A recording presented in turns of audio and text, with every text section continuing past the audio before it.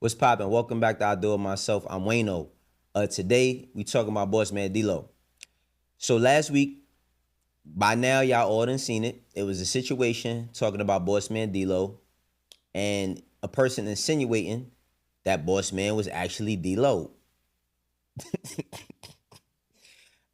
I don't mean to laugh, man. I don't mean to laugh, but I'm trying to be serious about the situation.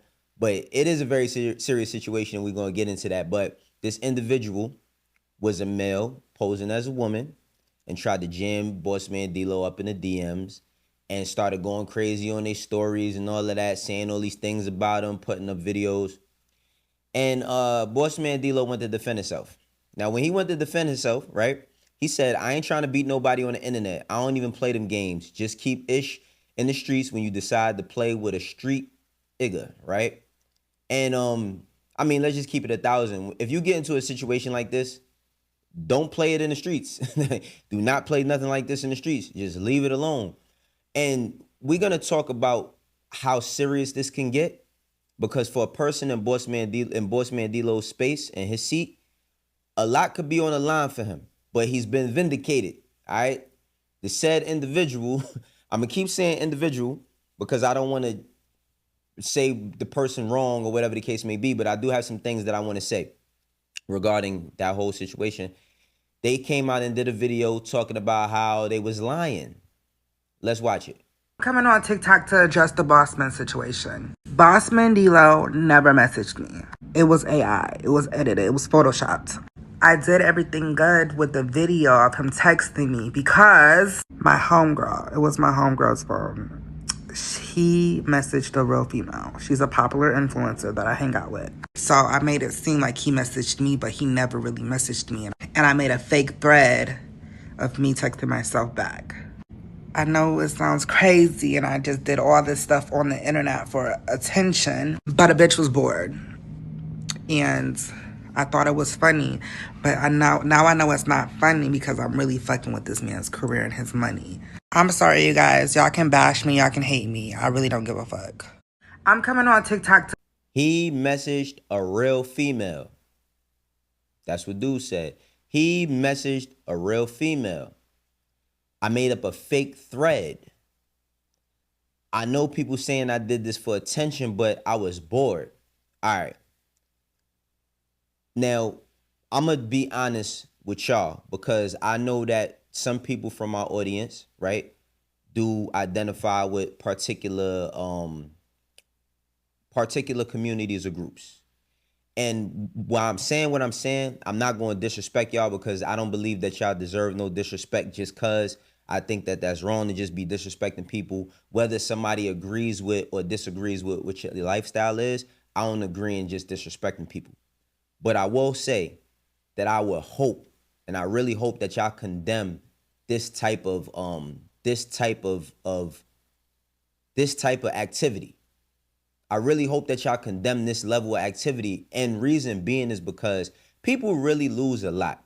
When this happened with BossMan Dlow, I seen so many people joking, so many people sharing and sending it around and joking about, his name is BossMan Dlow, down low. Like they was trying to play with him. You know what I'm saying?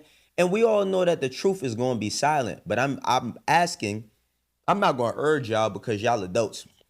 But I'm asking y'all to condemn this type of activity because a lot of times when people don't take the time to learn about y'all communities or be into that, because everybody don't have to. You got to respect people's boundaries. Some people don't care to be in that type of, know that type of stuff. But this is what makes people think that everybody's the same. And no one person represents all people.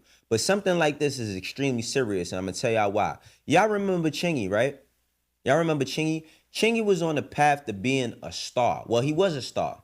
He could have possibly been a superstar at one point in time in his career. He had big records. You know what I'm saying? He was signed to Ludacris. He was signed to DTP. Now, hindsight is 2020, right? We could look back and poke apart all the things that we didn't like about Chingy, but there was a point in time with Chingy. I remember looking at SoundScan. That's how old I am. Looking at SoundScan and seeing that Chingy had sold 3 million records or 2 million records, and he was selling about like 25 to 30,000 a week, physical copies. You know what I'm saying? And, Chingy, he had, his second album flopped. And they always call it, the sophomore curse, saying that it's hard to get over that hump of a second album. But Chingy was trying to get back in the game. You feel me? And by getting into a situation similar to this, not exactly the same, but somebody lying and joking and thinking something's funny or doing stuff for clout, basically ended his rap career. Let's go back and watch some of this footage from Vlad TV where Chingy talks about what he went through concerning a person from that community. I'll call her by name, Sydney Starr. Mhm. She made some allegations, started some rumors Yep. that you and her had a relationship. Yep. In 2014, Sydney openly admitted, which I think was very classy and the right thing Damage to was do, done at that point, though. that she lied about it. Go The ahead. damage was done. So how that even happened, I remember I had a show, me and Chris had a show, I think Twister was there as well, in Chicago. Before Chris went on, me and the crew and everybody, we going on stage. We finna go up there and go on stage, fuck with Chris, and just check the show out. Well, with some girls who we thought was all girls on stage in body paint dancing. While I'm on stage, one happened to say they're a fan of mine and want a picture. I took the picture. Next thing you know, 2 years later, all of this false stuff comes out nobody knows nothing about. This is crazy, yo. I'm not gonna lie, this is crazy because this is what separates people. This is what alienates people. This is what makes people want to be apprehensive or reluctant to let certain people around them. This is what makes people have, a phobia. And I'm calling it what it is because to have a phobia is to be scared of something, right? And this is what makes certain people have a phobia. Not saying that I have a phobia, right? I mind my business. I'm gonna keep it 100. I respect people and I'll stay out the way and I mind my business. But when you look at a situation like this, Chingy was just doing what artists do, showing love. Somebody pulls up on them. They don't know who they is, you know what I mean? Or what their motives is. You want to take a flick? Let's take a flick. But who knew that this flick would end him getting a record deal? Did y'all know that? That this man lost out on an opportunity just because of this flick? Which caused me to lose a record deal that I had been working on for years. I coming out to LA. What do you mean you lost a record deal behind that? Just over I was a rumor? I was in negotiations with Interscope about doing a deal. Man, I was flying out to California, getting on yachts, going on the water with these people, eating fruit, doing all type of stuff to secure this deal. They said that was so big on social media, they didn't want to go through with it. Wow. And I lost a record deal from a lie. And that's what happened. It's that simple. And this is early days of social media, right? I mean, now we're in a different world. We've literally seen artists get outed for doing stuff on the down low and come out and admit to it and still have careers. And salute to them. I feel like anybody, if that's what you into, you should own that. Don't hide it. That's what you should own, right? But there has to be some sort of level of respect here. See, when people lie on people, and it happens to women a lot. You know what I'm saying? A lot of times, especially young women, when y'all growing up, and y'all couldn't fight back or didn't have a voice, dudes in school used to do that. I remember dudes in school doing that, saying that they was messing with such and such, or they did something with this girl or whatever, and they didn't have ways to fight back. Now, even when at the point where a person fights back, they look at that as an admission of guilt. I mean, this same person was going hard with it, right? They put up a story saying, I would have kept it on a D low if you didn't waste my time trying to get this band some throat for free. Like, come on, yo. Come on. How you sleep at night? How you wake up in the morning?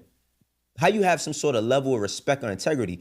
But you can't possibly have no level of respect or integrity when you can know that you're doing something and then this person is talking about I'm starting to see how it's messing things up now. No, you knew exactly what you was doing. I mean, luckily that this individual came out and said the things that they said, but you can't play with people's lives like that. You know what I'm saying? Think about not even just on a money scale. What if at this time, when the same said thing happened, right? When the same said thing happened, if D'Lo was the type of person that would harm himself, like let's put that into perspective. Let's say that he was the type of person that would harm himself in an instance like that. Are you caring about what he's gonna go through? You know what I'm saying? Are you caring about what he's gonna go through? And this is why I'm gonna read some statistics, right? I want to read some statistics right quick concerning certain said groups. Excuse me, y'all. I want to read some statistics concerning certain said groups because I think that this is important to even bring awareness to, whether you're a part of these groups or not, right? Now, this is concerning transgender groups, right? And the violence that's committed against them. So between 2017 and 2022, approximately 19% of transgender homicide victims were killed by an intimate partner. 16% or 16% by intimate partner, excuse me, and 3% by a family member, right? Then it says firearm involvement. In these domestic related homicides, firearms were used, were the weapon used in 70% of these cases, right? Disappropriate impact on the black trans women, right? It says black transgender women are particularly affected. 75% of those killed by an intimate partner or family member between 2017 and 2022 being killed with a gun. And it says age demographic. It says a majority of transgender homicide victims are under the age of 30, highlighting the vulnerability of younger individuals within the community. Now, again, these is real issues that people are dealing with, right? These is real issues that people are dealing with. And this is the reason why I say and I urge that when y'all see actions like this one committed on social media, why y'all got to stand up and stand against it. You know what I'm saying? Why y'all got to stand up and really, really, really stand against it, because the people who identify in that community, y'all proud about who y'all are.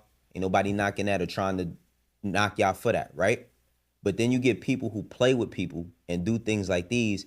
And some of these same situations, the things that I read are possibly direct results or, you know what I'm saying, or byproducts of people who get into these situations with people who aren't comfortable with themselves. So people are basically playing with y'all lives, right?